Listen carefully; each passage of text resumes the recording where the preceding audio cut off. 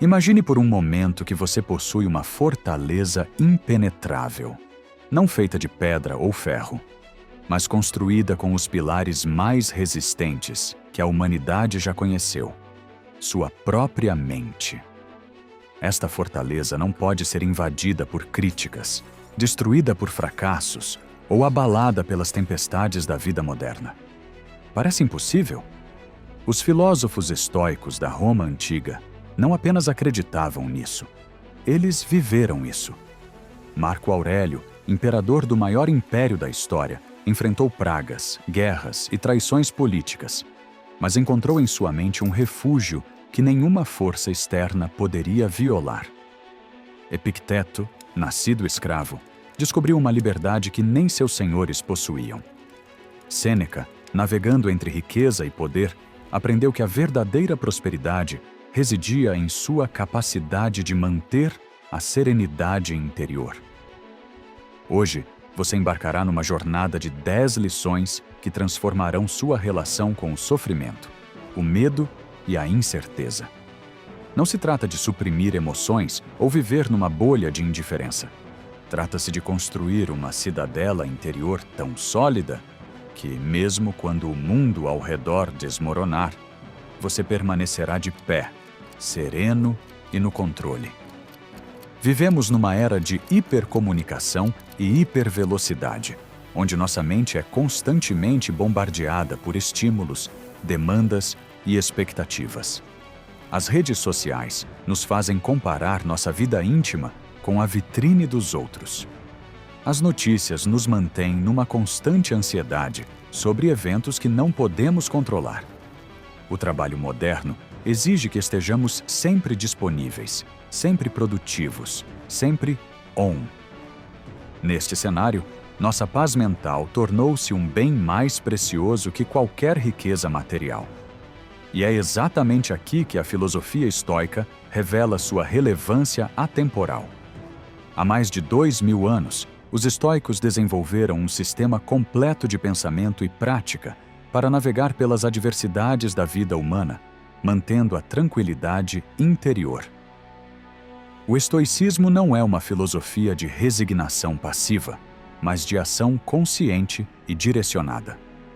É a arte de distinguir o que está em nosso controle do que não está, focando nossa energia apenas no primeiro grupo. É a prática de ver os obstáculos como oportunidades de crescimento e de encontrar virtude, mesmo nas circunstâncias mais desafiadoras. Antes de mergulharmos nas lições práticas, é fundamental que você compreenda que dominar sua mente não é um evento único, mas um processo contínuo. Como um jardineiro que cultiva seu jardim diariamente, você precisará cultivar sua paz interior com constância e dedicação. Cada lição que se segue foi estruturada como um degrau numa escada que conduz à liberdade interior. Algumas práticas parecerão simples, outras desafiadoras. Algumas ideias ressoarão instantaneamente com você, outras exigirão tempo para serem assimiladas. Este é um processo natural e necessário.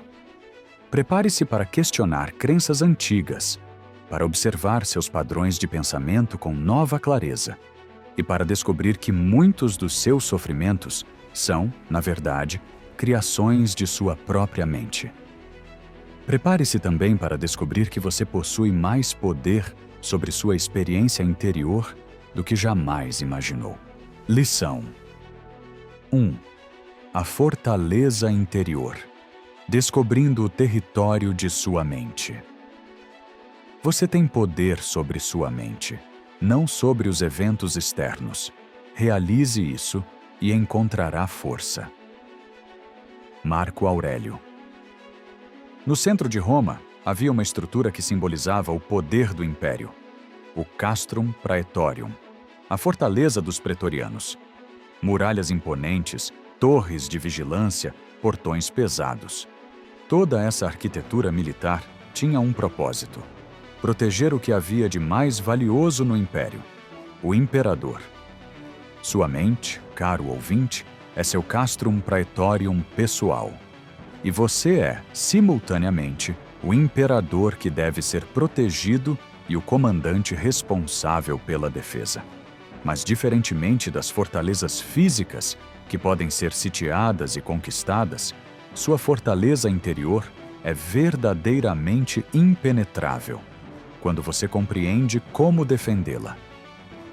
O primeiro passo para construir esta defesa é mapear o território de sua própria mente. Os estoicos desenvolveram uma cartografia mental precisa, dividindo a experiência humana em 3 domínios fundamentais: o que está completamente sob nosso controle, o que está parcialmente sob nosso controle e o que está completamente fora de nosso controle. No primeiro domínio, totalmente sob seu controle, residem seus pensamentos, seus juízos sobre os eventos, suas escolhas morais e suas respostas emocionais conscientes. Este é seu reino soberano, onde você reina absoluto. Aqui, nenhuma força externa pode entrar sem sua permissão. Nem a crítica mais feroz, nem a traição mais dolorosa, nem o fracasso mais amargo pode alterar este território sem que você, conscientemente, abra as portas. No segundo domínio, parcialmente sob seu controle, estão suas ações no mundo físico, sua saúde, seus relacionamentos, sua carreira. Você pode influenciar estes aspectos através de suas escolhas e esforços, mas não pode garantir resultados específicos. Um atleta pode treinar intensamente, mas não pode garantir que vencerá a competição. Um empresário pode trabalhar com dedicação, mas não pode controlar todas as variáveis do mercado.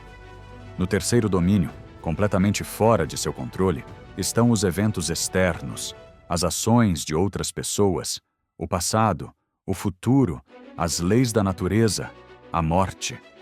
Aqui você não tem jurisdição alguma. Tentar controlar este domínio é como tentar deter o vento com as mãos. Um exercício em futilidade que apenas gera frustração e sofrimento. A revolução mental do estoicismo acontece quando você concentra toda a sua energia no primeiro domínio, aquilo que verdadeiramente controla. É como descobrir que você gastava toda a sua força tentando mover montanhas, quando na verdade precisava apenas mover seus próprios pés. Considere um exemplo prático. Você foi criticado publicamente por um colega de trabalho. No modelo mental comum, você se sentiria ferido, raivoso, talvez vingativos. Sua paz seria perturbada por algo que aconteceu fora de você. Mas na perspectiva estoica, você reconhece que a crítica em si pertence ao terceiro domínio. Você não pode controlá-la ou desfazê-la. Sua resposta emocional e sua interpretação do evento, porém, pertencem inteiramente ao primeiro domínio. Você pode escolher ver a crítica como uma oportunidade de autoexame. Há alguma verdade nela que pode ajudá-lo a crescer? Você pode escolher interpretá-la como reflexo das frustrações de seu colega, não necessariamente um veredicto sobre seu caráter. Você pode escolher responder com serenidade, demonstrando uma força interior que nenhuma crítica pode abalar. Esta não é uma prática de auto-engano ou de negação da realidade. É o reconhecimento de onde reside seu verdadeiro poder. É a descoberta de que sua fortaleza interior é governada por leis diferentes das que regem o mundo exterior. Epicteto, que conhecia intimamente a experiência de ter sua liberdade física limitada, ensinou que existe uma liberdade que nenhuma corrente pode restringir. A liberdade de escolher como interpretamos e respondemos à nossa experiência. Esta liberdade é a fundação de sua fortaleza interior. A prática diária desta lição envolve o exercício da vigilância mental. Ao longo do dia, observe seus pensamentos e reações. Quando se sentir perturbado, pergunte-se: estou tentando controlar algo que pertence ao segundo ou terceiro domínio? Onde posso dirigir minha energia de forma mais produtiva? Com o tempo, você desenvolverá o que os estoicos chamavam de prosoche, atenção constante ao estado de sua própria mente. Como um sentinela em sua torre de vigia, você se tornará capaz de detectar quando pensamentos invasivos tentam penetrar sua fortaleza e poderá escolher conscientemente se permite ou não sua entrada. Lembre-se, sua mente é sua cidadela, e toda cidadela impenetrável começa com um comandante que conhece perfeitamente seu território e suas defesas. Lição 2. O poder do juízo. Como seus pensamentos moldam sua realidade. Não são as coisas que nos perturbam, mas os juízos que fazemos sobre essas coisas. Epicteto. Imagine dois homens caminhando pela mesma rua numa manhã chuvosa. O primeiro olha para o céu carregado e pensa: que dia terrível, meus planos estão arruinados. O segundo observa a mesma chuva e reflete: a natureza está renovando a terra. Que oportunidade perfeita para ficar em casa lendo. O evento é idêntico, mas as realidades vividas por estes homens são completamente diferentes. Por quê? A resposta reside numa das descobertas mais revolucionárias da filosofia estoica. Não são os eventos em si que determinam nossa experiência, mas os juízos que fazemos sobre eles. Esta percepção, aparentemente simples, possui o poder de transformar completamente sua relação com o sofrimento e a felicidade. Epicteto, o grande mestre estoico, desenvolveu esta ideia através de sua própria experiência de sofrimento físico e social. Como escravo, ele não podia controlar sua situação externa, mas descobriu que mantinha total soberania sobre algo infinitamente mais importante: sua interpretação da experiência.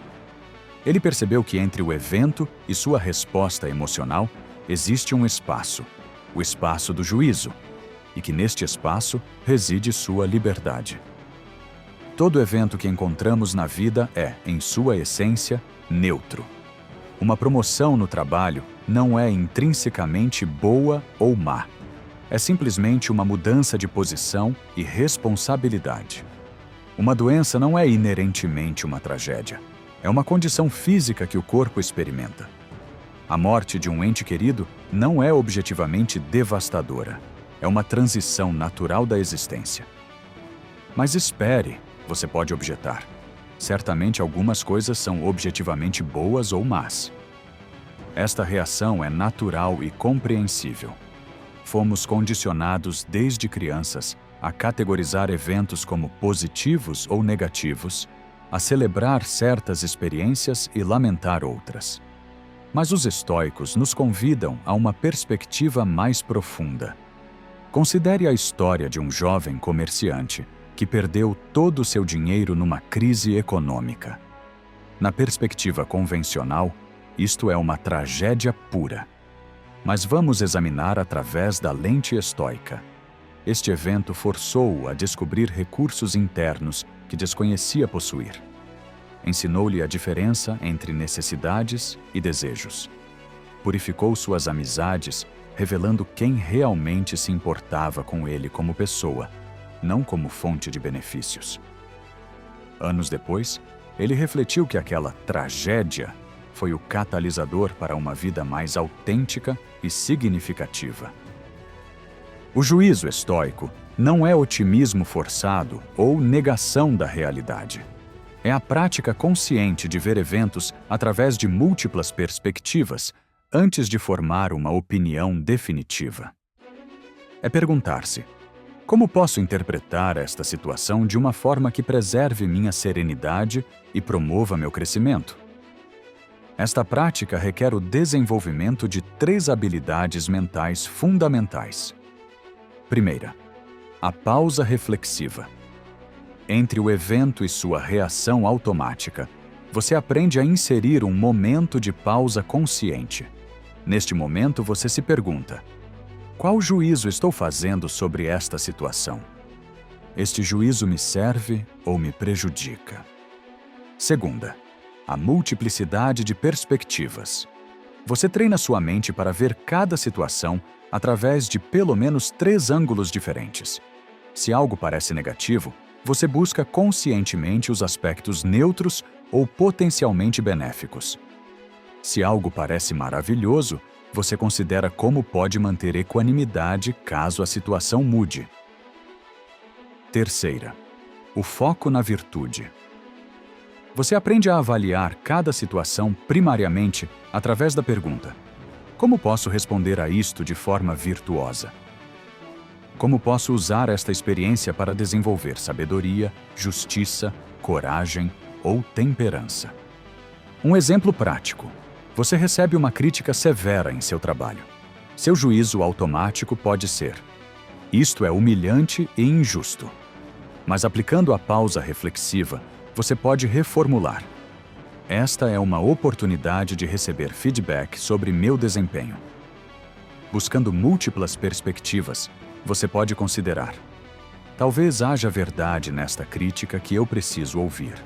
Ou, talvez meu superior esteja passando por dificuldades pessoais. Focando na virtude, você pergunta: como posso responder com sabedoria e dignidade? Marco Aurélio, escrevendo suas reflexões pessoais que se tornaram as Meditações, praticava constantemente este reframing mental. Ele se lembrava de que obstáculos são como fogo, consomem material fraco, mas fortalecem o ferro. Cada desafio era uma oportunidade de temperar seu caráter. A prática diária desta lição envolve o que poderíamos chamar de auditoria de juízos. Ao final de cada dia, revise os momentos em que se sentiu perturbado ou eufórico. Identifique os juízos que fez sobre os eventos. Pergunte-se: estes juízos promoveram minha paz interior ou a perturbaram? Como poderia ter interpretado estas situações de forma mais sábia? Com o tempo, você descobrirá que possui um poder extraordinário: o poder de escolher sua resposta a qualquer circunstância. Esta não é a capacidade de controlar o que acontece com você, mas algo ainda mais poderoso: a capacidade de controlar o que você faz com aquilo que acontece. Lembre-se, você é o autor da narrativa de sua própria vida. Os eventos fornecem o enredo, mas você escolhe o tom, o significado e a direção da história. Lição 3. A disciplina da aceitação, transformando resistência em serenidade. O que resistes, persiste. O que aceitas, se transforma. Carl Jung, ecoando a sabedoria estoica. Há uma história zen que os mestres estoicos apreciariam profundamente. Um fazendeiro encontra seu cavalo fugido e todos os vizinhos dizem: que azar. Ele responde: talvez. O cavalo retorna trazendo cavalos selvagens e todos dizem: que sorte. Ele responde: talvez. Seu filho tenta domar um cavalo selvagem, cai e quebra a perna. Que azar. Talvez. Soldados chegam recrutando jovens para a guerra, mas dispensam seu filho pela perna quebrada. Que sorte! Talvez. Esta história ilustra uma das práticas mais transformadoras do estoicismo: a disciplina da aceitação radical. Não se trata de passividade ou resignação derrotista, mas de uma forma revolucionária de se relacionar com a realidade que liberta uma energia tremenda para a ação consciente e efetiva. A resistência mental é como nadar contra uma correnteza poderosa. Você gasta toda a sua energia lutando contra algo que não pode vencer, enquanto a aceitação é como usar a força da própria correnteza para navegar habilmente até onde deseja chegar. Os estoicos descobriram que quando paramos de lutar contra o que já aconteceu ou está acontecendo, liberamos uma capacidade extraordinária de responder de forma criativa e sábia. Sêneca, navegando pelas complexidades da política romana, desenvolveu uma prática que chamava de amor fati, amor pelo destino. Não apenas aceitar o que acontece, mas abraçar cada experiência como exatamente aquilo que precisávamos para nosso desenvolvimento. Esta não é uma filosofia masoquista, mas o reconhecimento profundo de que a vida possui uma inteligência que frequentemente supera nossa compreensão limitada. Aqui está um momento crucial para nossa comunidade. Se você já viveu uma experiência que inicialmente pareceu devastadora, mas depois se revelou um presente disfarçado, comente "talvez" e compartilhe brevemente sua história. Vamos criar uma corrente de sabedoria coletiva. A disciplina da aceitação opera em 3 níveis distintos. Primeiro nível, aceitação dos fatos. Este é o reconhecimento básico de que o que aconteceu, aconteceu. Seu relacionamento terminou. Você foi demitido. Recebeu um diagnóstico médico preocupante. Sua mente pode criar 1000 narrativas sobre como as coisas deveriam ser diferentes, mas a realidade permanece inalterada. A aceitação dos fatos é simplesmente parar de gastar energia mental discutindo com a realidade. Marco Aurélio praticava esta aceitação, lembrando-se constantemente da impermanência. Tudo que vemos é uma perspectiva, não a verdade. Tudo que ouvimos é uma opinião, não um fato. Tudo que sentimos é uma emoção temporária, não nossa identidade permanente. Segundo nível, aceitação das pessoas. Talvez o mais desafiador aspecto da aceitação seja reconhecer que outras pessoas agem de acordo com sua própria natureza e compreensão, não de acordo com nossas expectativas. Seu cônjuge tem defeitos que não mudarão através de suas críticas. Seu chefe toma decisões que você considera inadequadas. Seus filhos fazem escolhas que você não faria. A aceitação das pessoas não significa a aprovação de todos os comportamentos, mas o reconhecimento de que cada pessoa está operando a partir de seu próprio sistema de crenças, feridas e limitações. Como dizia Epicteto, quando alguém te ofende, lembra-te de que é a opinião desta pessoa sobre ti que te ofende. Tenta não te perturbares com a opinião, porque ela não é tua. Terceiro nível, aceitação de si mesmo. O nível mais profundo da aceitação é parar de lutar contra sua própria natureza, suas limitações atuais e sua jornada única. Você pode ter características de personalidade que considera imperfeitas. Pode ter cometido erros no passado que ainda carrega como peso. Pode ter medos ou inseguranças que gostaria de não possuir. A autoaceitação estoica não é conformismo, mas o reconhecimento de que você só pode trabalhar com o material que possui no momento presente. É como um escultor que, ao invés de lamentar que a pedra não seja mármore perfeito, trabalha com amor e maestria com a pedra que tem diante de si. A prática da aceitação requer uma mudança fundamental na linguagem interna. Ao invés de "isto não deveria estar acontecendo", você aprende a dizer "isto está acontecendo. Como posso responder sabiamente?" Ao invés de "fulano deveria ser diferente", você pensa "fulano é como posso interagir de forma construtiva?" Ao invés de "eu deveria ser melhor", você reflete "eu sou quem sou hoje, como posso crescer a partir daqui?" Um exercício poderoso é o que chamamos de inventário da resistência. A cada noite, identifique 3 coisas contra as quais você resistiu mentalmente durante o dia. Pode ser o trânsito, o comportamento de um colega, uma notícia perturbadora. Para cada item, pratique reformular. Eu aceito que X aconteceu. Existe. Agora, qual é minha resposta mais sábia?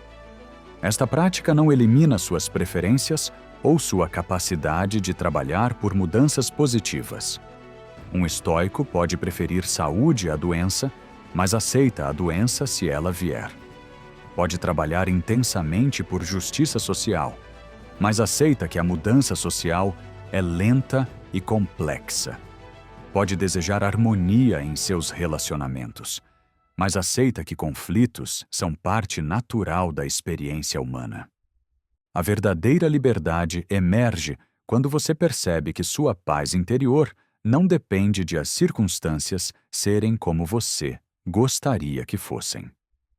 Como um mestre de artes marciais que usa a força do oponente a seu favor, você aprende a usar a energia da própria realidade para se mover em direção aos seus valores mais profundos. Lembre-se, o que você aceita plenamente perde o poder de perturbá-lo. E quando não está mais sendo perturbado, pode agir a partir de um lugar de clareza e sabedoria, não de reatividade e resistência. Lição 4. O momento presente, ancorando-se no único tempo que existe. Confina-te ao presente. Marco Aurélio. Existe um paradoxo fascinante na experiência humana. Possuímos apenas um momento real, este exato instante em que você está lendo estas palavras. Mas nossa mente passa a maior parte do tempo habitando dois territórios fantasmagóricos: o passado que não existe mais e o futuro que ainda não existe. Os estoicos descobriram que a chave para uma vida serena e poderosa reside em dominar a arte de habitar plenamente o único tempo que realmente possuímos: o presente. Marco Aurélio, mesmo carregando o peso de governar um império, encontrou no momento presente seu refúgio mais seguro e sua fonte de maior poder. Em suas meditações, ele constantemente se lembrava de retornar ao agora, reconhecendo que é apenas no presente que podemos exercer nossa vontade, tomar decisões conscientes e experimentar a vida real, não as memórias da vida ou as projeções da vida, mas a vida em si. A mente humana foi moldada pela evolução para ser uma máquina de sobrevivência, constantemente escaneando o ambiente em busca de ameaças e oportunidades. Esta função primitiva nos faz naturalmente projetivos, sempre antecipando perigos futuros ou remoendo experiências passadas que poderiam nos informar sobre riscos presentes. Mas o que nos serviu como caçadores-coletores pode se tornar uma prisão no mundo moderno. Considere quantas horas de sua vida você gastou remoendo conversas que já aconteceram, imaginando como poderia ter respondido diferentemente, ou revivendo embaraços e arrependimentos. Considere quantas horas gastou ansioso sobre eventos futuros, apresentações no trabalho, conversas difíceis, possíveis problemas financeiros, preocupações com a saúde. Todo esse tempo foi subtraído do único momento em que você realmente pode viver: agora. Os estoicos não viam esta tendência mental como defeito moral, mas como um hábito que precisa ser conscientemente redirecionado. Sêneca escrevia cartas diárias para seu amigo Lucílio, constantemente enfatizando que a vida acontece no presente e que cada momento desperdiçado em ansiedade sobre o futuro ou lamentação sobre o passado é um momento de vida real que se perde para sempre. A prática estoica do presente não é uma forma de escapismo ou negação da necessidade de planejamento. É, na verdade, o reconhecimento de que o planejamento efetivo e a ação consciente só podem acontecer no momento presente. Quando você está genuinamente presente, pode avaliar sua situação atual com clareza, tomar decisões baseadas em informações reais, não em fantasias ansiosas, e agir com toda a sua energia e atenção focalizadas. Epicteto ensinava uma distinção crucial entre impressões e juízos. As impressões são os dados sensoriais e mentais que chegam até nós no momento presente. O som da chuva, a sensação de tensão no ombro, o pensamento que surge sobre uma tarefa pendente. Os juízos são as interpretações que fazemos sobre essas impressões. A presença estoica envolve receber as impressões do momento atual sem imediatamente construir elaboradas narrativas mentais sobre elas. Esta prática pode ser ilustrada através de um exercício simples. Pause a leitura por um momento e observe o que está acontecendo em seu corpo neste exato instante. Você pode notar a sensação de seus pés no chão, a temperatura do ar em sua pele, talvez alguma tensão em suas costas. Estes são dados do presente. Agora observe se sua mente imediatamente começa a criar histórias sobre essas sensações. Esta tensão é porque trabalho demais. Preciso me exercitar mais. Deveria trocar de cadeira. Essas são narrativas que o afastam do presente puro. A ancoragem no presente possui 3 dimensões práticas fundamentais. Primeira, presença corporal. Seu corpo existe apenas no presente. Ele nunca está na semana passada ou no próximo mês. Está sempre aqui e agora. Usar as sensações corporais como âncora é uma técnica poderosa. Quando sua mente começar a divagar para preocupações futuras ou ruminações passadas, retorne à consciência da respiração, da postura, das sensações físicas imediatas. Segunda, presença mental. Esta envolve observar os pensamentos que surgem sem se identificar completamente com eles. Marco Aurélio praticava ver os pensamentos como impressões que passam pela mente, não como verdades absolutas ou comandos que devem ser obedecidos. Um pensamento ansioso sobre o futuro é apenas isso: um pensamento, não uma profecia ou uma realidade inevitável. Terceira, presença ativa. O presente não é um estado passivo de contemplação, mas o espaço de toda a ação real. Quando você está verdadeiramente presente, pode responder às situações com toda a sua inteligência e energia disponíveis, ao invés de reagir automaticamente, baseado em padrões do passado ou medos do futuro. Um exercício prático que Marco Aurélio utilizava era o que poderíamos chamar de zoom temporal. Quando se sentia sobrecarregado pela magnitude de seus deveres imperiais, ele conscientemente reduzia seu foco temporal. Ao invés de pensar, como vou governar este império por décadas? Zrenia, ele perguntava, qual é a próxima decisão sábia que posso tomar? Ao invés de, como resolvo todos esses problemas? Logramos perguntava, qual problema posso abordar agora com os recursos que tenho disponíveis neste momento? Esta prática não elimina a necessidade de planejamento ou aprendizado com experiências passadas, mas coloca essas atividades em seu lugar apropriado, ferramentas que utilizamos no presente para tomar melhores decisões presentes. O passado informa, mas não governa. O futuro motiva, mas não consome. A vida real acontece no presente. Seus relacionamentos existem no presente. Sua capacidade de amar, criar, contribuir e crescer existe no presente. Quando você aprende a habitar plenamente este momento, descobre que já possui tudo o que precisa para viver com dignidade e propósito.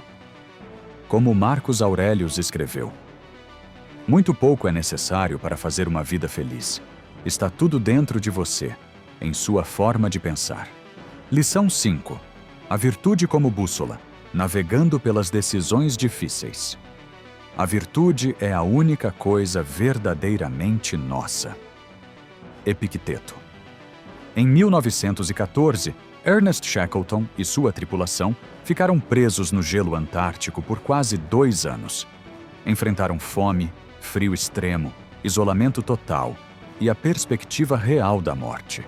Mas Shackleton tomou uma decisão que definiria não apenas sua sobrevivência, mas seu legado. Ele escolheu liderar com coragem, compaixão e integridade inabaláveis. Não importava quão desesperadora fosse a situação, ele mantinha os padrões mais elevados de caráter. Esta é a essência da filosofia estoica em ação. Usar a virtude como bússola quando todas as outras referências falham.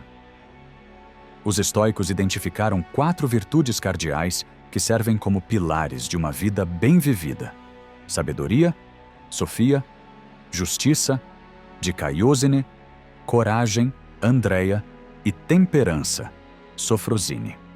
Estas não são conceitos abstratos ou ideais inalcançáveis, mas qualidades práticas que podem ser desenvolvidas e aplicadas em cada decisão, cada interação, cada momento de escolha que enfrentamos.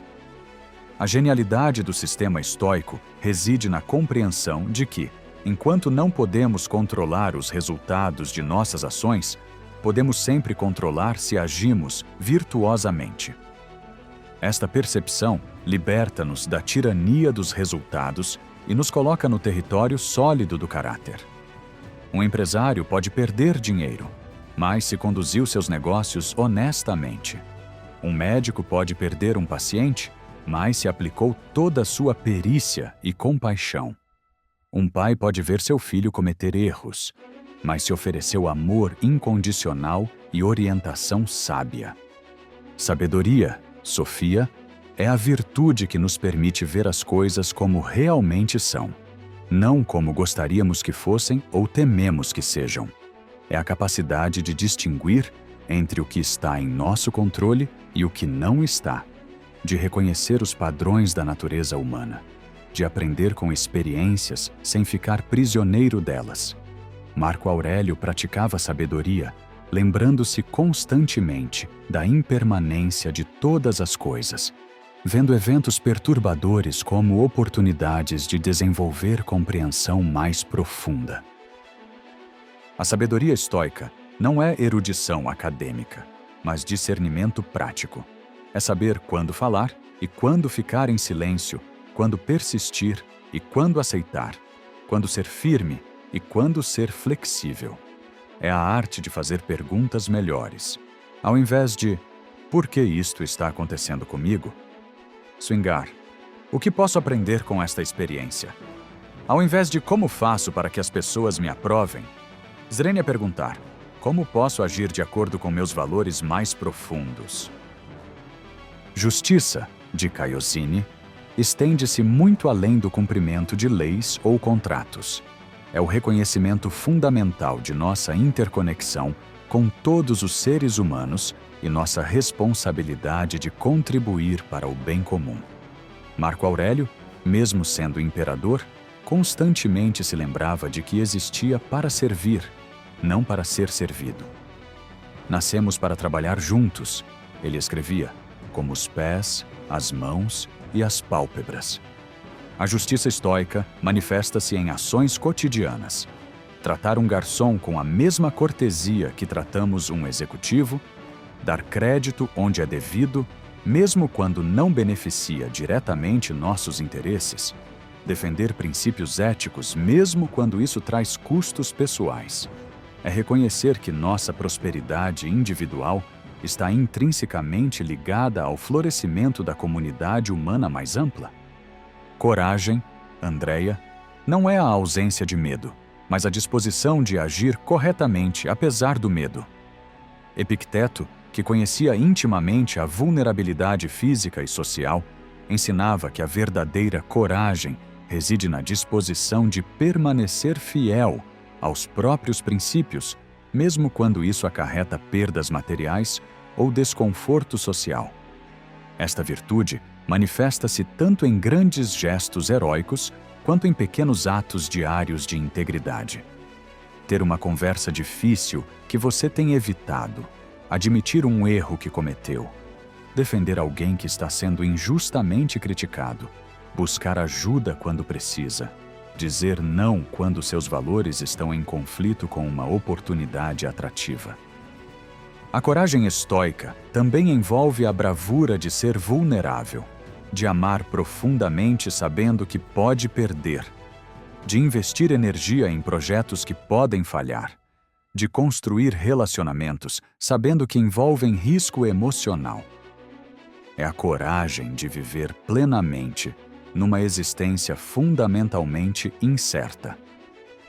Temperança, Sofrosine, é a virtude do equilíbrio e autodomínio. Não é puritanismo ou negação dos prazeres naturais. mas a sabedoria de não ser escravizado por desejos impulsivos ou paixões desenfreadas. É a capacidade de desfrutar dos bons momentos sem ser viciado neles e de suportar momentos difíceis sem ser destruído por eles. Sêneca, que possuía grande riqueza, praticava temperança, estabelecendo períodos regulares de simplicidade voluntária, dormindo no chão, comendo pão simples, vestindo roupas básicas. Não por desprezo à prosperidade, mas para lembrar-se de que sua felicidade não dependia de circunstâncias externas. A temperança moderna pode envolver consciência sobre consumo, disciplina com tecnologia, equilíbrio entre trabalho e descanso, moderação em reações emocionais. É a arte de viver com elegância, nem excessiva nem deficiente, mas apropriada às circunstâncias. A prática diária das virtudes envolve o que podemos chamar de teste da bússola moral. Antes de tomar decisões importantes, pergunte-se: qual escolha demonstra maior sabedoria? Qual serve melhor à justiça? Qual requer mais coragem autêntica? Qual reflete maior temperança? Frequentemente, a resposta não será a opção mais fácil ou mais imediatamente prazerosa, mas será a que permite dormir em paz, olhar-se no espelho com respeito e construir uma vida de significado duradouro. As virtudes não são conquistas que você alcança uma vez e depois possui para sempre. São músculos que precisam ser exercitados diariamente, qualidades que se aprofundam através da prática consistente. Cada situação desafiadora é uma academia moral, onde você pode fortalecer seu caráter. Lembre-se, em um mundo onde tantas coisas estão fora de seu controle, você sempre possui a capacidade de escolher a virtude. E esta escolha, repetida consistentemente ao longo do tempo, constrói não apenas uma vida de integridade, mas uma fortaleza interior que nenhuma circunstância externa pode violar. Lição 6. A morte como conselheira, usando a finitude para viver plenamente. É provável que alguns dos presentes não nos verão de novo. Por isso, deixa-me dizer-te como um homem deve sair da vida. Do mesmo modo que amadurece uma azeitona, que cai abençoando a árvore que a nutriu. Marco Aurélio. Steve Jobs, em seu famoso discurso em Stanford, disse algo que ecoou através de gerações. A morte é muito provavelmente a melhor invenção da vida, porque elimina o velho para dar lugar ao novo. Esta perspectiva, que pode parecer mórbida à primeira vista, é na verdade uma das práticas mais libertadoras e vivificantes da filosofia estoica. Usar a consciência da mortalidade como uma bússola para viver com maior intensidade, propósito e gratidão. Os estoicos não eram obcecados pela morte por serem pessimistas ou depressivos. Pelo contrário, eles reconheceram que a negação da mortalidade é uma das principais fontes de sofrimento humano. Quando vivemos como se fôssemos imortais, desperdiçamos tempo em trivialidades, adiamos conversas importantes, acumulamos ressentimentos desnecessários e perdemos a capacidade de apreciar a preciosidade de cada momento ordinário. Marco Aurélio, que governou durante pestes que mataram milhões, via a morte não como inimiga, mas como professora. Ele praticava regularmente a meditatio mortis, a meditação sobre a morte, não para gerar ansiedade, mas para cultivar perspectiva. Quando você verdadeiramente compreende que tem um número limitado de dias, palavras e oportunidades, cada escolha se torna mais consciente e significativa. Aqui, mais uma vez, convido nossa comunidade estoica a uma reflexão profunda. Se você já teve um momento em que a consciência da mortalidade, sua ou de alguém querido, mudou drasticamente suas prioridades de vida, comente talvez e compartilhe como essa experiência transformou sua perspectiva. vamos continuar construindo nossa corrente de sabedoria coletiva sobre como a finitude pode ser nossa maior mestra. A prática estoica da consciência da mortalidade opera em 3 dimensões transformadoras. Primeira dimensão: a urgência sábia.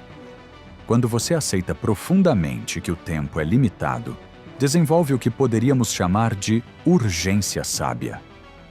Uma capacidade de distinguir rapidamente entre o que é verdadeiramente importante e o que é meramente urgente ou interessante.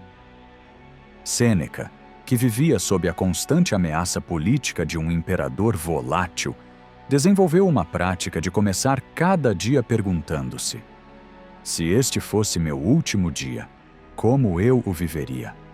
Esta não é uma pergunta mórbida, mas clarificadora. Você discutiria com seu cônjuge sobre quem esqueceu de tirar o lixo? Gastaria horas navegando em redes sociais? Adiaria aquela conversa importante com seu filho?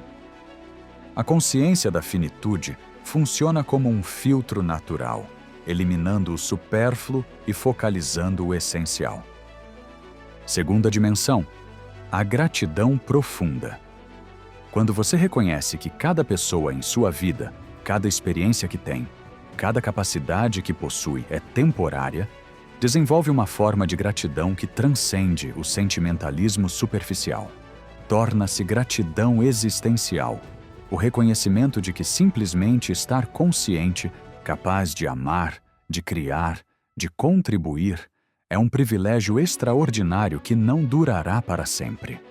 Epicteto, que havia experimentado a perda da liberdade física, ensinava seus discípulos a se despedirem conscientemente de pessoas e situações no final de cada dia. Não porque desejava que terminassem, mas porque reconhecia que tudo é emprestado pela vida. Quando beijas teu filho, ele dizia, diz silenciosamente: talvez amanhã tu morras. Não para gerar tristeza, mas para intensificar o amor presente. Terceira dimensão: a coragem existencial. A aceitação da mortalidade liberta você do medo paralísico da perda. Quando você aceita que eventualmente perderá tudo, sua saúde, seus relacionamentos, suas conquistas, sua própria existência, paradoxalmente se torna mais livre para arriscar, amar profundamente e viver autenticamente. Marco Aurélio escrevia: a morte sorri para todos nós. Tudo que um homem pode fazer é sorrir de volta. Esta não é resignação passiva, mas uma forma profunda de coragem que permite viver sem a constante ansiedade de preservação que paralisa tantas vidas. Um exercício prático que transformou a vida de incontáveis praticantes estoicos é o exercício do leito de morte. Regularmente, talvez uma vez por semana, imagine-se no final da vida, olhando de volta para este período atual. Que escolhas você celebraria? Que oportunidades desperdiçadas lamentaria? Que relacionamentos gostaria de ter nutrido melhor? Que contribuições desejaria ter feito? Este exercício não é um convite ao arrependimento, mas à clareza. Ele ilumina a diferença entre o que parece importante no turbilhão do dia a dia e o que realmente importa na perspectiva mais ampla de uma vida bem vivida. Outra prática poderosa é o que Sêneca chamava de exercício da perda antecipada. Ocasionalmente, imagine que perdeu algo ou alguém que valoriza profundamente. Não para atrair negatividade, mas para reconhecer o valor do que possui enquanto ainda o possui.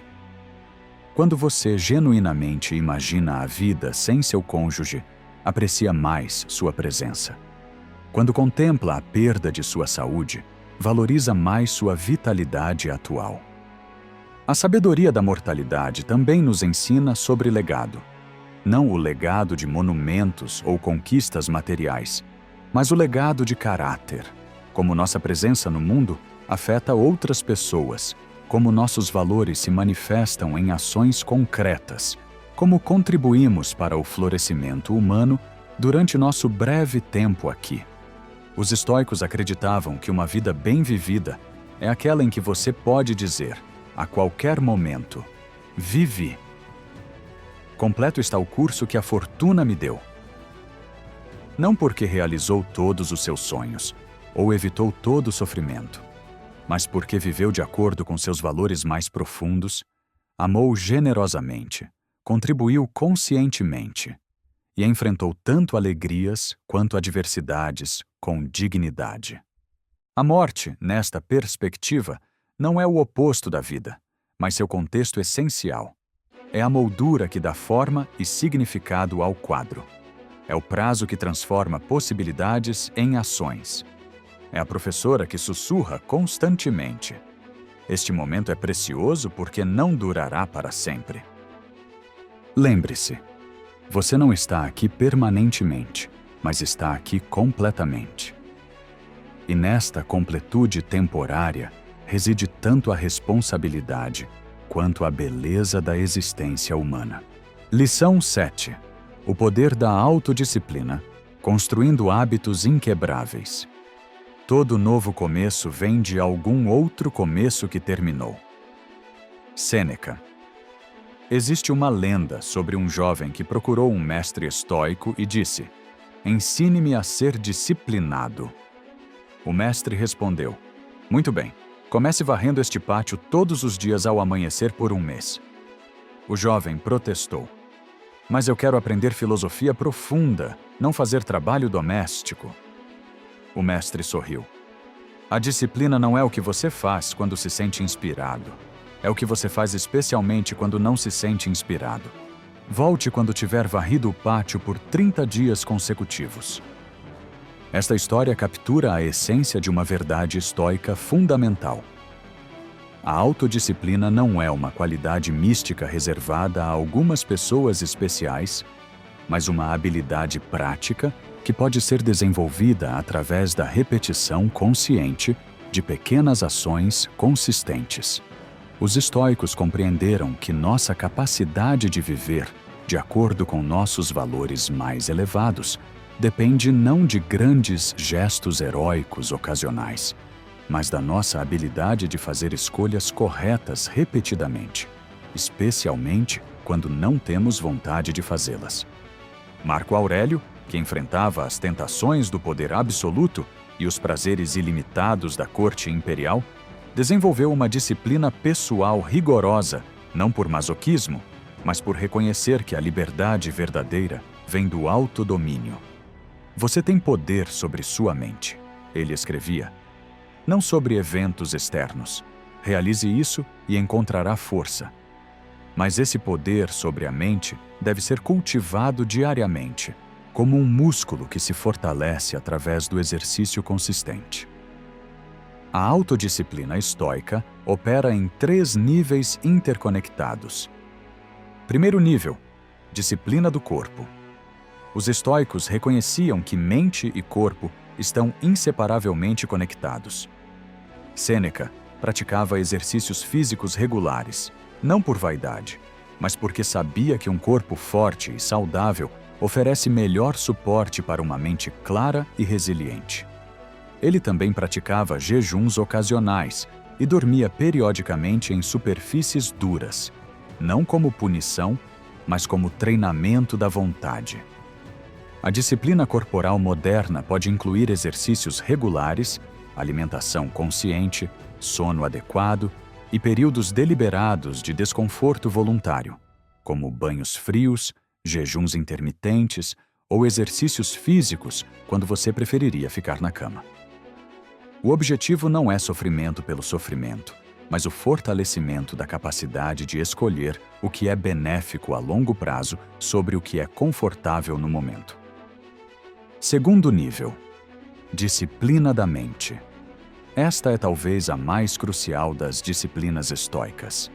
Epicteto ensinava que devemos ser guardiões vigilantes de nossos próprios pensamentos, observando quais ideias permitimos habitar nossa mente e quais devemos gentilmente dispensar. Ele comparava a mente a uma casa. Você não deixaria qualquer estranho entrar e reorganizar sua mobília. Então, por que permitiria que qualquer pensamento aleatório perturbasse sua paz interior? A disciplina mental envolve práticas como a meditação matinal.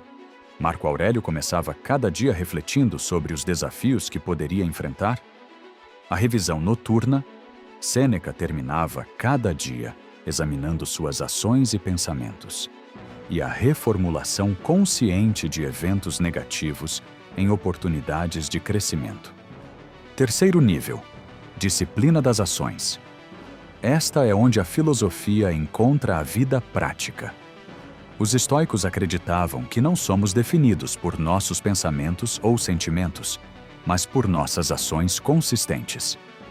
A disciplina das ações envolve fazer o que prometeu fazer, especialmente para si mesmo, independentemente de como se sente no momento.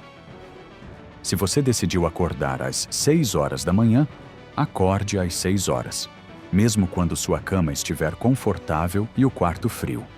Se prometeu ligar para um amigo, ligue, mesmo quando não estiver com humor social. Se comprometeu-se a estudar por 1 hora, estude, mesmo quando 1000 distrações parecerem mais atrativas. A genialidade da abordagem estoica à disciplina reside no conceito de cadeia de compromissos pequenos. Ao invés de tentar transformações dramáticas da noite para o dia, você constrói disciplina através de vitórias menores e consistentes. Cada vez que cumpre um pequeno compromisso consigo mesmo, fortalece sua confiança na sua própria palavra e sua capacidade de autogoverno. Considere o princípio dos 2 minutos. Identifique um hábito virtuoso que deseja desenvolver e comprometa-se a praticá-lo por apenas 2 minutos por dia. Quer meditar? 2 minutos. Quer ler filosofia? 2 minutos. Quer exercitar-se? 2 minutos. A duração não importa inicialmente. O que importa é a consistência. Uma vez estabelecido o hábito de fazer algo todos os dias, você pode gradualmente expandir a duração. Marco Aurélio desenvolveu o que podemos chamar de preparação mental antecipada. Cada manhã, ele mentalmente ensaiava os desafios que poderia enfrentar durante o dia e como responderia virtuosamente a eles. Quando acordares de manhã, ele escrevia, diz a ti mesmo: as pessoas com quem vou lidar hoje serão intrometidas, ingratas, arrogantes, desonestas, ciumentas e mal-humoradas. Elas são assim porque não distinguem o bem do mal. Nenhuma delas pode me ferir. Esta não era uma prática de pessimismo, mas de preparação. Ao antecipar mentalmente situações desafiadoras e ensaiar respostas virtuosas, ele fortalecia sua capacidade de agir conscientemente, ao invés de reagir impulsivamente quando os desafios reais surgissem.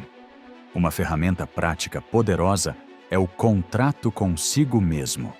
Escreva compromissos específicos e mensuráveis que fará consigo mesmo por um período determinado.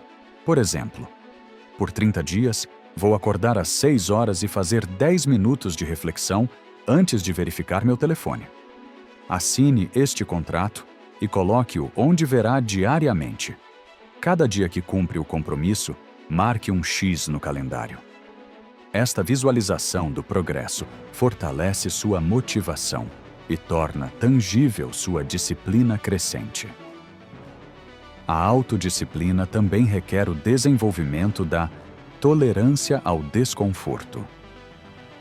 A vida moderna nos acostumou a evitar qualquer forma de desconforto. Temos ar-condicionado quando está quente, aquecimento quando está frio, entretenimento quando estamos entediados, comida quando temos qualquer fome.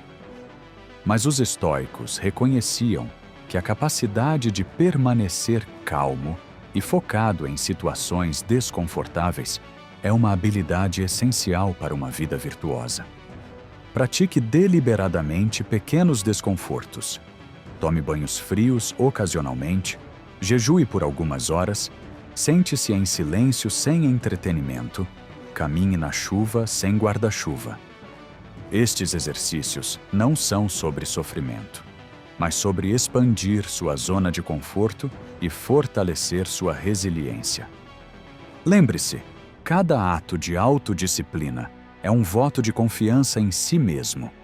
Cada vez que escolhe o caminho mais difícil, mas correto, você se torna uma pessoa em quem pode confiar. E esta confiança em si mesmo torna-se a fundação de uma paz interior inabalável. Lição 8. Relacionamentos estoicos. Amando sem apego destrutivo. O melhor remédio para a raiva é a demora. Sêneca. Uma das críticas mais comuns ao estoicismo é que ele promoveria frieza emocional e distanciamento dos relacionamentos humanos. Esta percepção não poderia estar mais distante da verdade. Os grandes mestres estoicos foram pessoas profundamente amorosas. Marco Aurélio expressava gratidão tocante por sua esposa e filhos. Sêneca mantinha correspondências carinhosas com amigos por décadas. Epicteto demonstrava compaixão genuína por seus discípulos. A diferença fundamental é que eles aprenderam a amar de uma forma que não os escravizava nem destruía sua paz interior. O amor estoico não é menor ou mais fraco que o amor convencional. É mais puro e, paradoxalmente, mais poderoso, porque não está contaminado pelo medo da perda, pela necessidade de controle ou pela dependência emocional. É um amor que reconhece a natureza impermanente de todos os relacionamentos humanos e, justamente por isso, consegue apreciar cada momento de conexão com maior intensidade e gratidão. Considere a diferença entre amar alguém e estar apegado a alguém. O apego diz: eu preciso que você seja de determinada forma para que eu seja feliz. O amor estoico diz: eu escolho amar você como você é, e minha felicidade não depende de você corresponder exatamente às minhas expectativas. O apego gera ansiedade, possessividade e ressentimento. O amor estoico gera serenidade, generosidade e aceitação. Esta distinção não é meramente filosófica. Tem implicações práticas profundas para como navegamos conflitos, comunicamos necessidades e mantemos relacionamentos saudáveis ao longo do tempo. Primeiro princípio: amar a pessoa real, não a projeção. Marco Aurélio escrevia sobre a importância de ver as pessoas como realmente são, não como gostaríamos que fossem ou como imaginamos que deveriam ser. Muitos relacionamentos sofrem porque amamos nossas projeções e fantasias sobre a outra pessoa, não a pessoa real com suas limitações, feridas e padrões de comportamento. O amor estoico envolve a prática de aceitar totalmente a natureza atual da pessoa amada, incluindo aspectos que podem nos frustrar ou decepcionar. Isto não significa a aprovação passiva de comportamentos destrutivos, mas reconhecimento de que nossa paz interior não pode depender de mudanças na outra pessoa que podem nunca acontecer. Quando seu parceiro repete um padrão que o irrita, ao invés de pensar: ele deveria ser diferente, você aprende a pensar: esta é sua natureza atual, como posso responder com amor e sabedoria? Esta mudança de perspectiva transforma conflitos em oportunidades de praticar virtude. Segundo princípio: comunicação não violenta, baseada em virtude. Sêneca desenvolveu uma abordagem à comunicação em relacionamentos que priorizava a virtude sobre a vitória. Quando enfrentava conflitos, ele se perguntava: como posso expressar minha perspectiva de forma que honre tanto minha integridade quanto a dignidade da outra pessoa? Esta prática envolve várias técnicas específicas. Falar sobre seus próprios sentimentos e necessidades, ao invés de atacar o caráter da outra pessoa. Buscar compreender antes de buscar ser compreendido. Escolher o momento e local apropriados para conversas importantes. E sempre manter o foco no crescimento mútuo, ao invés da punição ou vingança. Por exemplo, ao invés de dizer: você nunca me escuta, um estoico diria: Eu me sinto desconectado quando parece que minhas palavras não estão sendo ouvidas. Podemos encontrar uma forma de nos comunicarmos melhor. Terceiro princípio: limites saudáveis, baseados em valores. Uma das interpretações errôneas sobre o amor estoico é que ele exigiria tolerância ilimitada de comportamentos prejudiciais. Na verdade, os estoicos eram muito firmes sobre a importância de manter limites claros, baseados em valores fundamentais. Epicteto ensinava que devemos ser gentis, mas firmes, compassivos, mas não permissivos.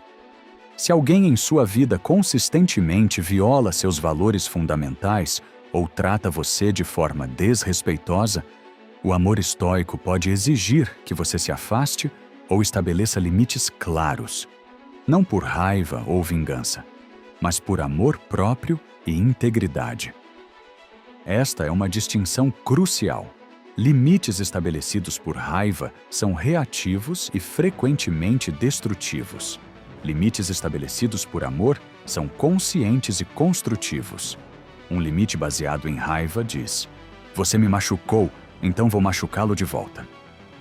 Um limite baseado em amor diz: "Eu me valorizo demais para aceitar este tratamento, e o valorizo demais para permitir que continue agindo de forma destrutiva." Quarto princípio: prática da gratidão relacional. Marco Aurélio dedicava tempo regular para contemplar as qualidades positivas das pessoas em sua vida e expressar gratidão por elas. Esta não era uma prática de otimismo forçado, mas reconhecimento consciente do valor de cada relacionamento. Uma prática transformadora é o inventário de gratidão relacional. Regularmente listar 3 coisas específicas que aprecia sobre cada pessoa importante em sua vida. Pode ser algo que fizeram, uma qualidade de caráter que possuem, ou simplesmente sua presença em sua vida. Esta prática muda gradualmente seu foco dos defeitos das pessoas para seus dons. Quinto princípio: preparação para a perda. Talvez o aspecto mais profundo do amor estoico seja a capacidade de amar intensamente enquanto mantém consciência da impermanência. Epicteto ensinava a prática de ocasionalmente imaginar a perda de pessoas queridas, não para gerar tristeza, mas para intensificar o apreço por sua presença atual. Quando abraçar sua esposa ou seu filho, ele dizia: "Lembre-se de que está abraçando um ser mortal." Esta consciência não diminui o amor, o purifica e intensifica. Quando você verdadeiramente aceita que cada conversa pode ser a última, cada abraço se torna mais significativo. Esta prática também prepara você para lidar com perdas inevitáveis, morte, términos de relacionamentos, mudanças naturais nas dinâmicas familiares, com maior equanimidade e menos sofrimento desnecessário. Sexto princípio: modelo ao invés de controle. Os estoicos reconheciam que a única pessoa que podem verdadeiramente mudar é eles mesmos. Ao invés de tentar controlar ou manipular o comportamento de outros, eles focavam em modelar as qualidades que desejavam ver. Se você quer mais honestidade em seus relacionamentos, seja radicalmente honesto. Se deseja mais gentileza, seja consistentemente gentil. Se busca mais compreensão, pratique escutar profundamente. Esta abordagem frequentemente inspira mudanças naturais nos outros, mas mesmo quando não inspira, você mantém sua integridade e paz interior. O amor estoico, em sua essência, é amor baseado em escolha consciente ao invés de compulsão emocional. É decidir amar independentemente de circunstâncias externas, humor pessoal ou comportamento da outra pessoa. É um amor que não se esgota porque não depende de reciprocidade para se sustentar. Lembre-se, quando você ama sem apego destrutivo, oferece às pessoas o maior presente possível, a experiência de serem amadas exatamente como são, sem condições ou demandas que perturbem sua própria paz interior. Sim, Sou perfeitamente capaz de continuar e completar o roteiro. Analisei a estrutura, o tom, a linguagem e o ritmo das 8 lições fornecidas. Manterei a mesma fórmula para criar as lições 9 e 10, além de uma conclusão que encerre a jornada do ouvinte de forma coesa e impactante. Lição 9. A alquimia do obstáculo. Transformando dificuldades em triunfo. O obstáculo à ação avança a ação. O que se interpõe no caminho torna-se o caminho.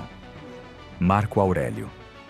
Imagine um mestre ferreiro que não busca o minério de ferro mais puro para forjar suas espadas. Pelo contrário, ele deliberadamente escolhe peças que contêm impurezas e imperfeições. Seus aprendizes, confusos, o questionam. O mestre então explica que o verdadeiro teste de sua habilidade não está em trabalhar com o material perfeito, mas em usar o fogo da forja e a força do martelo para transformar as falhas do minério na própria fonte da força e do caráter único da lâmina. A dificuldade não é um impedimento ao seu trabalho. Ela é o trabalho. Esta é a essência da 9ª lição estoica, talvez a mais ativa e poderosa de todas. A arte de tratar cada obstáculo não como uma barreira, mas como matéria-prima para o nosso crescimento. Enquanto a lição 3 nos ensinou a disciplina da aceitação, esta lição nos ensina a ir além, a usar o obstáculo como combustível. Não se trata apenas de não resistir à correnteza, mas de usar sua força para impulsionar nosso barco com ainda mais vigor e direção.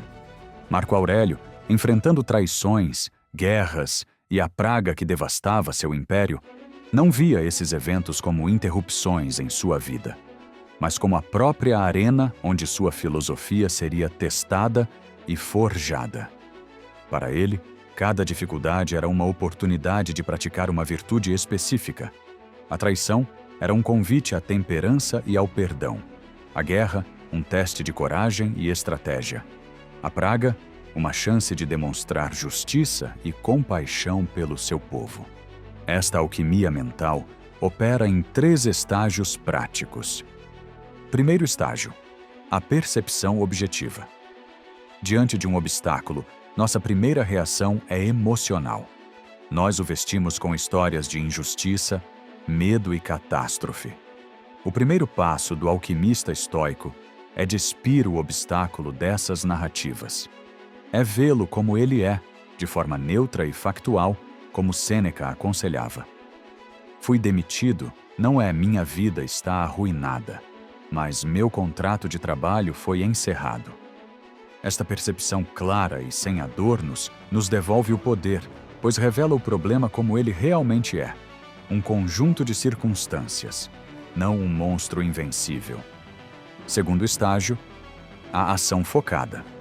Uma vez que o obstáculo é visto com clareza, devemos encontrar o que os estoicos chamariam de a alça do problema, aquele pequeno ponto de entrada onde nossa agência pode ser aplicada. Não importa quão intransponível uma muralha pareça, sempre há uma pedra solta, um ponto de apoio. A pergunta-chave muda de como resolvo tudo isso para qual é a próxima ação, por menor que seja, que está sob meu controle agora? Esta abordagem transforma a paralisia esmagadora em movimento focado e produtivo. Terceiro estágio: a vontade inabalável. Haverá momentos em que nossas ações não produzirão o resultado externo desejado. A empresa que criamos pode falir, apesar de nossos melhores esforços. A doença pode progredir, apesar do tratamento rigoroso. É aqui que entra a vontade, o reduto final da nossa fortaleza interior. A vontade estoica aceita que, embora não possamos garantir o sucesso externo, sempre podemos garantir a vitória interna, a de termos agido com coragem, integridade e persistência. O mundo pode derrotar nossas ações, mas nunca pode derrotar nossa escolha de agir virtuosamente. A prática diária desta lição é o que chamamos de o diário de obstáculos. Pegue um problema que o está afligindo atualmente. Primeiro, escreva-o de forma puramente factual. Em seguida, abaixo dele, responda a estas 4 perguntas. Como posso usar isso para praticar a sabedoria? Ver a situação com clareza. Como posso usar isso para praticar a justiça? Agir de forma justa comigo e com os outros envolvidos. Como posso usar isso para praticar a coragem? Enfrentar o desconforto que a solução exige. Como posso usar isso para praticar a temperança? Responder com calma e equilíbrio, não com pânico. Lembre-se, o universo não coloca obstáculos em seu caminho para impedi-lo. Ele os apresenta para que você possa revelar do que é feito. Cada desafio é um convite para forjar uma versão mais forte, mais sábia e mais resiliente de si mesmo. O obstáculo não está no caminho. Ele é o caminho. Lição 10. A visão do alto. Encontrando perspectiva na imensidão do cosmos. Pense constantemente no universo como um único ser vivo, possuindo uma única substância e uma única alma, e observe como todas as coisas se referem a uma única percepção, a deste ser vivo. Marco Aurélio.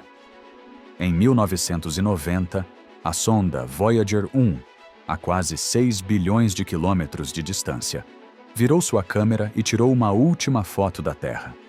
Na imagem, nosso planeta é um minúsculo ponto de luz azul pálido, quase perdido na vastidão do espaço. O astrônomo Carl Sagan, refletindo sobre essa imagem, disse: toda a nossa história, todas as nossas alegrias e sofrimentos, milhares de religiões, ideologias e doutrinas econômicas, viveram ali em um grão de poeira suspenso num raio de sol. Esta perspectiva avassaladora é a versão moderna de uma das práticas de meditação mais profundas dos estoicos, a visão do alto. Quando se sentia sobrecarregado pelo peso do império, pela insignificância das intrigas da corte ou pela dor de suas próprias perdas, Marco Aurélio praticava mentalmente o ato de se elevar acima de si mesmo, olhando para o mundo de uma perspectiva cósmica. Esta não é uma prática para se sentir insignificante e desamparado. Pelo contrário, é uma ferramenta para alcançar a forma mais elevada de serenidade e propósito, operando em 3 dimensões. Primeira dimensão, o zoom out espacial. Esta prática dissolve o ego e a ansiedade. Quando você está consumido por uma preocupação, uma discussão, um erro no trabalho, uma conta a pagar, comece a meditação. Imagine-se flutuando para fora do seu corpo, vendo a si mesmo no cômodo. Suba mais alto, vendo seu prédio, seu bairro, sua cidade. Continue subindo, vendo seu país como uma mancha no globo, e então o próprio globo, esse pálido ponto azul. De repente, a discussão acalorada ou o e-mail raivoso perdem sua carga emocional. Eles não desaparecem, mas são colocados em sua verdadeira perspectiva. Eventos minúsculos na vastidão do cosmos. Segunda dimensão, o zoom out temporal. Agora, aplique a mesma lógica ao tempo. Pense nas eras geológicas que vieram antes de você. Pense nos impérios que surgiram e caíram. Pense nos bilhões de seres humanos que viveram, amaram, lutaram e morreram antes de você nascer. Agora, olhe para o futuro e imagine os milênios que virão depois que você se for. Onde, nesta linha do tempo infinita, se encaixa o seu medo sobre a apresentação da próxima semana? Onde está seu ressentimento por um evento de 5 anos atrás? Essa perspectiva, que ecoa a lição 6 sobre a mortalidade, não anula a importância de nossas vidas, mas nos liberta da tirania de preocupações efêmeras. Terceira dimensão, o zoom-in humano, simpatia. Após ter se distanciado, a prática estoica nos convida a retornar com uma nova compreensão. Ao ver toda a humanidade de cima, reconhecemos nossa interconexão fundamental, a virtude da justiça da lição 5. Percebemos que em cada casa, em cada cidade, outras pessoas estão enfrentando medos, dores e esperanças semelhantes. A solidão do nosso sofrimento se dissolve em um sentimento de compaixão e pertencimento. Não estamos sozinhos em nossas lutas. Somos parte de uma vasta teia humana. Nascemos para trabalhar juntos, como os pés, as mãos e as pálpebras 6. A prática diária desta lição é a meditação da perspectiva. Sempre que se sentir sobrecarregado, reserve 5 minutos. Feche os olhos. Execute o zoom out espacial, depois o temporal. Sinta suas preocupações pessoais encolherem. Em seguida, faça o zoom in humano, sentindo sua conexão com todos os outros.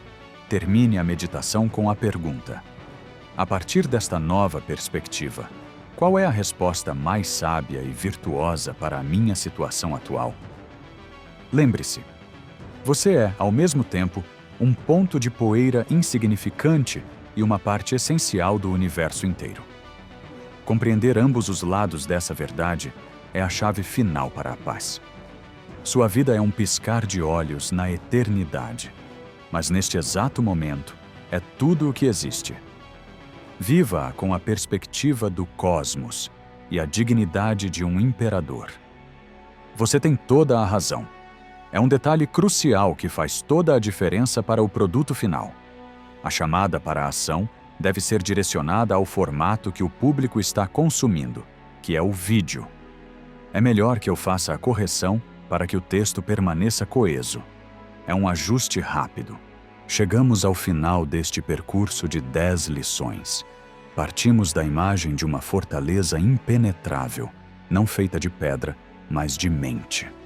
Ao longo deste caminho, você não apenas ouviu filosofia, você recebeu as plantas e as ferramentas para construir e defender essa cidadela interior. Você aprendeu a mapear seu território mental, a desarmar o poder dos eventos externos com seus próprios juízos e a transformar a resistência em serenidade através da aceitação. Você se ancorou no poder do momento presente, descobriu a virtude como sua bússola moral e usou a finitude da vida como sua maior conselheira. Você fortaleceu a autodisciplina, aprendeu a amar com sabedoria e, finalmente, a transformar cada obstáculo em seu próprio caminho. Mas que estas palavras não se tornem apenas um eco agradável. A filosofia estoica é prática, não passiva. Dominar sua mente não é um destino, mas uma decisão diária. A prática que os estoicos chamavam de prosoche, a atenção vigilante sobre sua própria alma. Portanto, o verdadeiro trabalho começa agora. E ele não começa com 10 passos, mas com 1. Seu desafio é este. Escolha a única lição que mais ressoou com você. Apenas uma. E comprometa-se a praticá-la deliberadamente nos próximos 7 dias. Anote-a. Lembre-se dela pela manhã. Reflita sobre ela à noite. Faça dela a sua primeira vitória. Se este guia foi valioso para você, e se acredita que esta mensagem pode erguer outras pessoas que enfrentam suas próprias batalhas, então peço que nos ajude a fortalecer esta comunidade. Comente abaixo qual das 10 lições você escolheu para praticar nesta semana. Sua decisão pode inspirar outra pessoa. Inscreva-se no canal Estoico Inquebrável para continuar recebendo ferramentas para sua fortaleza interior. Compartilhe este vídeo com uma pessoa que precise ouvir estas palavras. Um único compartilhamento pode ser o pilar que alguém estava buscando. O mundo continuará a testá-lo. As tempestades virão. A crítica, o fracasso e a incerteza baterão aos seus portões. Mas agora, a diferença é fundamental. Você não é mais um barco à deriva, jogado pelas ondas do acaso. Você é o comandante. A fortaleza está de pé. A paz está protegida. Seja inquebrável.